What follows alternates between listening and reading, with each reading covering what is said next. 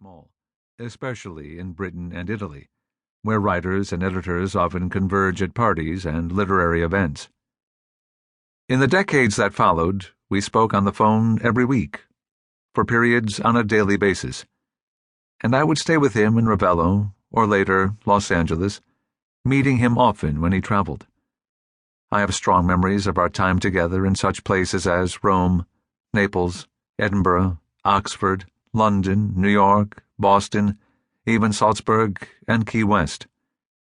He proved more than helpful to me as a younger writer, reading drafts of my books, offering frank critiques and encouragement. We discussed his work at length, too.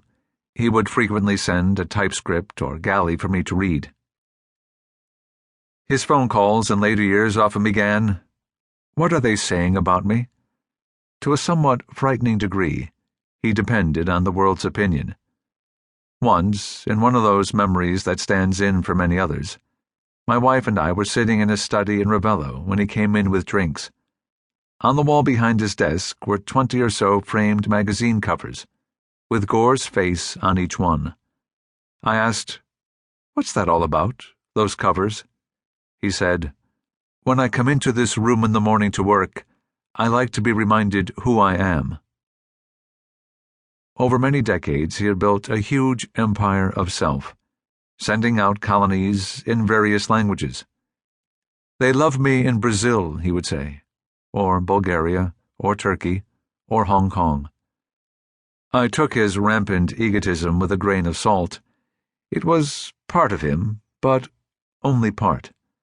The narcissism was, at times, an exhausting and debilitating thing for Gore, as it proved impossible to get enough satisfying responses. He required a hall of mirrors for adequate reflection, and there was never enough. The nature of the narcissistic hole is such that it can't be filled.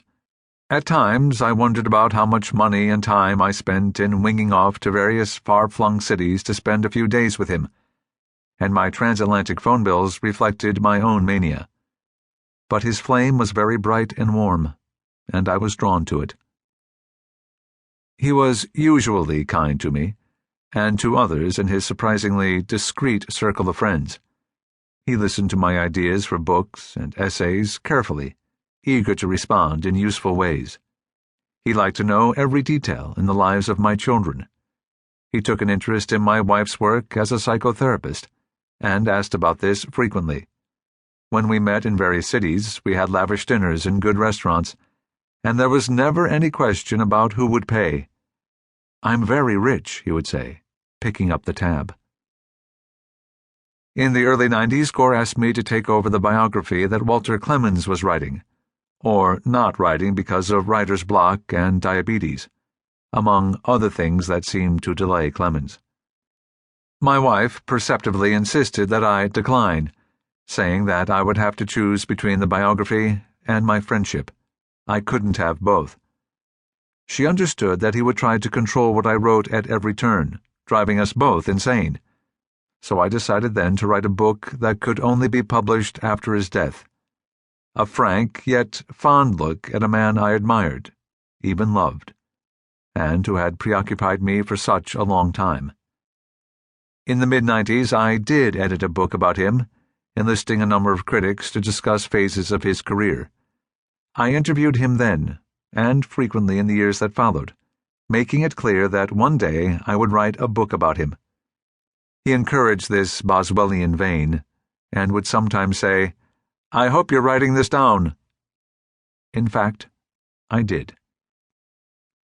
And over the years I interviewed people he knew, such as Anthony Burgess, Graham Greene, Alberto Moravia, Paul Newman, Richard Poirier, Frédéric Prakash, and many others. On several occasions I interviewed his companion Howard Austin, a wry and congenial man with a big heart. On one of my last visits with Gore, in the Hollywood Hills, he wondered if I would follow through and write a book about him. I said that I would. "So write the book," he said, "and do notice the potholes. But for God's sake, keep your eyes on the main road."